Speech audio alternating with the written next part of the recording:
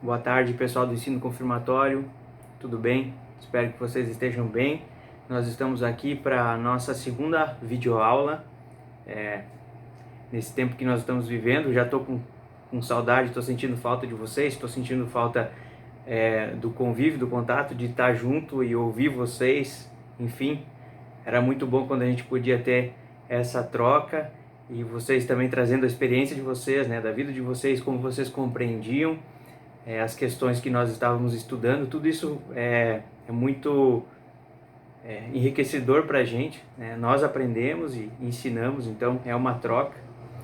E a nossa segunda videoaula, ela vai falar a respeito dos mandamentos. Então, eu enviei um vídeo ontem à tarde, como introdução ao tema de hoje, ao tema dos mandamentos. Ali fala a respeito da lei como um todo, né, de como essa lei foi dada e para o povo de Deus e qual é a função dessa lei. Mas nós vamos ver isso no decorrer dessa videoaula. Na página 8 da nossa apostila, você pode ver ali que nós temos vários sinais de trânsito. E eles têm, obviamente, a sua função. Tem a placa de pare, tem a placa de dê preferência, tem a placa de é proibido seguir adiante, proibido virar à direita, à esquerda, enfim, proibido ultrapassar. São tantos os sinais de trânsito e eles não estão aí por acaso, né? Eles foram criados para que as pessoas pudessem andar no trânsito de maneira com que fosse algo mais seguro. Eu faço esse exercício de imaginação, peço para que vocês também pensem a respeito disso. Imagina se não houvesse placa nenhuma de sinalização. Quanto acidente não aconteceria? Quantas coisas ruins, fatalidades não poderiam acontecer com, ou melhor, sem a presença dessas placas indicando, né, o que se deve fazer em cada local ou o que não se deve fazer. Se assim já com a sinalização de trânsito nós temos diversos acidentes e diversos problemas, a maioria deles por desrespeitar justamente essas orientações, então se não tivéssemos seria muito pior, obviamente. Da mesma forma, a gente pode ver a questão da importância das regras nos esportes, por exemplo, no futebol. Imagina se não houvesse regras, se a bola, enfim, se não houvesse uma linha para que a bola pudesse ter o seu limite e ali ela ultrapassando a linha ela estaria fora, ou do gol, né? Ou ainda, você está correndo atrás do adversário que está com a bola, então você usa um pouco mais de força física, de contato e derruba aquele adversário. E se não houvesse falta, como é que seria? Seguia o jogo, daqui a pouco aquele adversário, ele viria na sua direção também, né? E ele faria a mesma coisa, ou faria uma falta muito pior, ou te derrubaria, ou faria algo muito pior. Então, precisa haver as regras, precisa haver falta, precisa saber que a bola saiu, ou que a bola entrou, que foi gol, que não foi gol, os cartões, né, amarelo, vermelho, enfim, advertências, porque se não houvesse regras, muita gente ia se machucar, obviamente, ia virar uma bagunça, ninguém ia entender que jogo era aquele. Da mesma forma também os outros esportes, como o vôlei, né, se a bola bateu na linha, se ela saiu, hoje nós temos a tecnologia, né, as câmeras que com maior precisão, que mostram se a bola saiu ou não, se a bola bateu em cima da linha, num bloqueio, quando os bloqueadores sobem, né, para bloquear a bola, enfim, a bola às vezes bate no dedo, né, e desvia, e isso o juiz que está o juiz de centro que está na rede não vê, e às vezes os fiscais também não veem, então a câmera ajuda também nesse sentido. Para que haja justiça, para que o ponto possa ir para a equipe que fez o ponto realmente. Então, a gente vê a importância das regras nos jogos, a importância das leis, não só as leis de trânsito, mas as outras leis da nossa Constituição, para que a gente possa ter uma vida, digamos assim, né, uma vida em sociedade mais harmoniosa, para não passarmos dos nossos limites. Então essa é a importância da lei e das regras para nós. Geralmente a gente olha assim, mandamento, lei, mandar, a gente já relaciona com os nossos pais, talvez. Meu pai já me manda fazer isso, minha mãe já me manda fazer aquilo e tal, e a gente fica meio, digamos assim, não é confortável essa palavra mandamento, na verdade. Mas o sentido original dela é que ela quer nos trazer orientação para que a vida seja possível, para que a vida seja harmoniosa, para que haja justiça, para que ninguém seja prejudicado. Então essa é a função principal da lei. Das leis que nós temos e que estão na nossa Constituição, nas regras que estão colocadas, né, nos jogos, nos esportes, enfim, e tantas outras coisas. Na escola nós temos regras, nós temos um horário para chegar, nós temos um horário para ir para o intervalo, nós temos um horário para recomeçar a aula e tem um horário para encerrar a aula, e na aula você não pode fazer qualquer coisa, porque, né, é um momento de aula, é um momento de aprender. Então, para que tudo possa fluir, para que tudo possa acontecer, então as regras são necessárias. E talvez essa questão negativa de regra também tenha a ver com a imagem que nossos pais passaram de Deus para nós. De repente a gente ouviu muito quando era criança, não faz isso porque Deus castiga, não faz isso porque Deus, né, não gosta, ou enfim, parece que Deus está lá no céu, né, sempre cobrando. Na verdade esse era o pensamento do Martinho Lutero também. Martinho Lutero, ele via um Deus carrasco, um Deus que cobra, que julga e que está todo o tempo prestando atenção nos mínimos detalhes da nossa vida para ver se a gente vai errar, para nos castigar. Mas nosso Deus não é assim. Ele é um Deus de graça, ele é um Deus de misericórdia.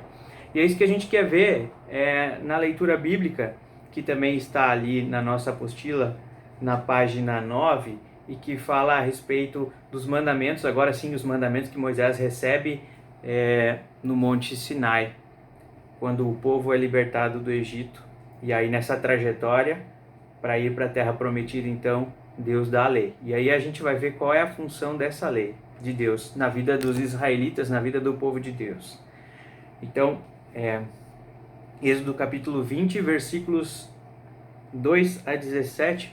Convido você também para abrir a sua Bíblia e ler na sua casa. Eu sou o Senhor, seu Deus, que o libertou da terra do Egito, onde você era escravo. Não tenha outros deuses além de mim. Não faça para si espécie alguma de ídolo ou imagem de qualquer coisa no céu, na terra ou no mar. Não se curve diante deles nem os adore, pois eu, Senhor, seu Deus, sou um Deus zeloso. Trago as consequências do pecado dos pais sobre os filhos até a 3ª e 4ª geração dos que me rejeitam. Mas demonstro amor por até 1000 gerações dos que me amam e me obedecem aos meus mandamentos. Não use o nome do Senhor, seu Deus, de forma indevida. O Senhor não deixará impune quem usar o nome dele de forma indevida. Lembre-se de guardar o sábado, fazendo dele um dia santo. Você tem 6 dias na semana para fazer os trabalhos habituais, mas o 7º dia é o sábado do Senhor, seu Deus. Nesse dia ninguém em sua casa fará trabalho algum, nem você, nem seus filhos e filhas, nem seus servos e servas, nem seus animais, nem os estrangeiros que vivem entre vocês. O Senhor fez os céus, a terra, o mar e tudo o que neles há em 6 dias. No 7º dia, porém, descansou. Por isso, o Senhor abençoou o sábado e fez dele um dia santo. Honre seu pai e sua mãe.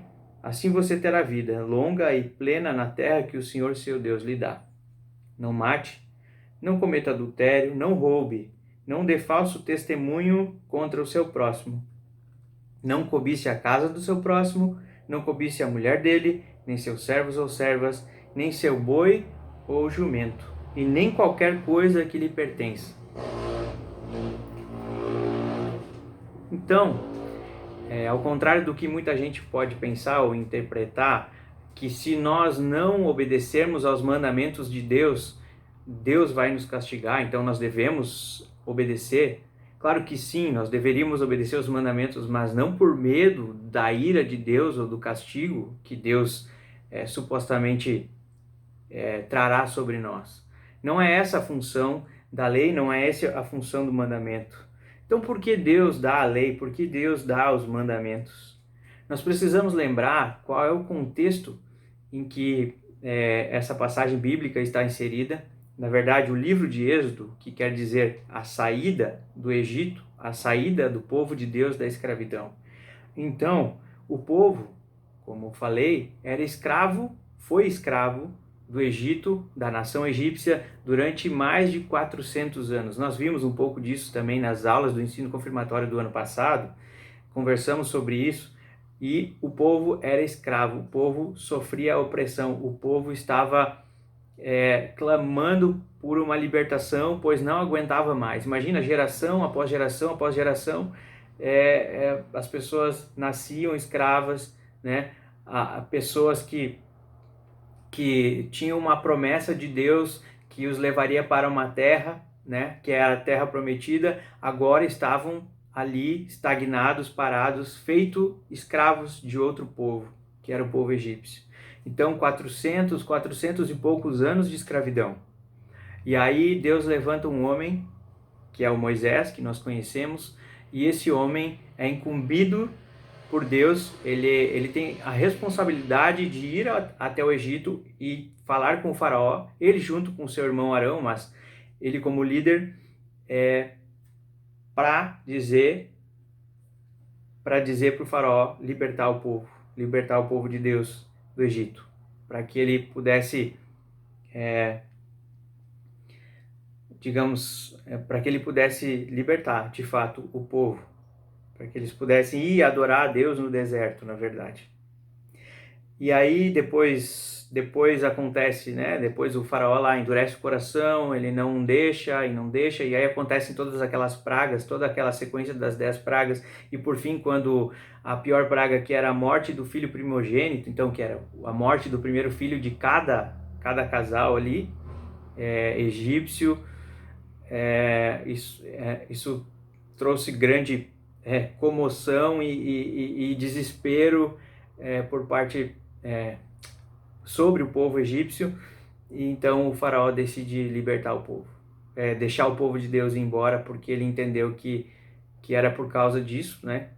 Porque ele não estava libertando o povo, não deixando o povo ir adorar a Deus no deserto, por isso que estava acontecendo essas coisas. De fato Deus estava por trás disso. Então, eles deixam eles irem, mas logo depois o coração deles é endurecido, o coração do faraó é endurecido, e eles vão atrás do povo hebreu, do povo de Deus, e eles vão, daí tem aquela parte, aquele episódio do Mar Vermelho, onde Deus divide o mar e o povo de Israel passa pelo meio, e aí quando os egípcios vão atacar os israelitas, o mar se fecha, né? E nós conhecemos bem, o exército todo morre ali afogado. Quer dizer, o povo de Deus não teve que fazer nada, teve que obedecer, sim, e seguir aquilo que Deus estava dizendo através de Moisés, mas o povo não moveu um dedo para derrotar o seu inimigo. Pelo contrário, Deus fez tudo e afundou o exército inimigo no mar. Essa é uma história extraordinária e que a gente às vezes, né, não consegue nem imaginar como isso aconteceu, mas aconteceu, Deus fez. E aí depois disso, então, depois de um período mais, o Moisés sobe o Monte Sinai e então recebe de Deus as tábuas da lei, as tábuas da aliança, como a gente conhece, e Deus dá os mandamentos ali para o seu povo. Então, qual é a função dessa lei? Por que Deus dá essa lei? Não dá a lei para que o povo obedeça umas 3 ou 4 ou 5 dessas ordens e, tá bom, vocês obedeceram essas ordens, agora eu vou libertar vocês da escravidão. Não é por causa disso que Deus faz. Deus faz isso Deus dá a lei só depois de ter libertado o povo do Egito, na verdade. Deus primeiro, ele liberta o povo da escravidão, ele ouve o clamor do povo, tira o povo e depois dá a lei. Interessante isso. A gente pode pensar, não, mas eu acho que eles, né, a lei era algo para que eles pudessem ser libertos. É a questão da meritocracia que nós temos hoje. Você fez, você merece, então você vai ganhar o prêmio. Não, não é assim. Com Deus não é assim. Deus é um Deus de graça. Ninguém merece nada. Ele vem ao nosso encontro, e no caso ele veio ao encontro do seu povo no Egito, tirou o povo de Israel do Egito com forte mão, com mão poderosa. Por isso que o versículo 2 que a gente leu do capítulo 20 de Êxodo diz: eu sou o Senhor seu Deus que o libertou da terra do Egito, onde você era escravo. Então primeiro houve a libertação, Deus liberta o povo e leva ele em direção à terra prometida, e nesse meio então Deus dá a lei, dá os mandamentos. E esses mandamentos deveriam mostrar quem Deus era, revelar o caráter de Deus, e para que o povo não fosse conforme os povos ao seu redor, para que dentro desse povo que conhecia a lei desse Deus, pudesse haver justiça, pudesse haver santidade, eles pudessem viver em harmonia e mostrar para as outras pessoas que isso era possível. Então Israel era como uma luz para as nações, e aí Israel deveria, através da sua atitude de conhecer esse Deus e viver os propósitos desse Deus por gratidão, aquilo que Deus havia feito, tirado do Egito, ele deveria atrair os outros povos até Deus. Mas isso não aconteceu, a gente sabe também, o vídeo que eu passei para vocês ontem fala sobre isso. O ser humano tem um coração duro e o nosso coração é corrompido, e Israel falhou na sua missão, foi um fracasso. Mas Deus precisaria ainda cumprir o seu propósito para com o seu povo. Então, como eu disse, Israel falha nessa missão de ser luz para as nações. Mas, como diz o apóstolo Paulo, quando chegou a plenitude do tempo, Deus enviou seu Filho, ou seja, Deus enviou Jesus Cristo, o seu Filho. Para quê? Para cumprir justamente essas leis que o povo não pôde cumprir, não conseguiu cumprir. E também para pagar o preço por esses erros, por esses pecados. Por isso que Jesus também foi parar na cruz, para pagar o preço não só do povo de Israel, mas o preço de toda a humanidade, o preço do pecado de toda a humanidade. Então por isso que a gente faz essa comparação também. No Antigo Testamento há uma libertação da escravidão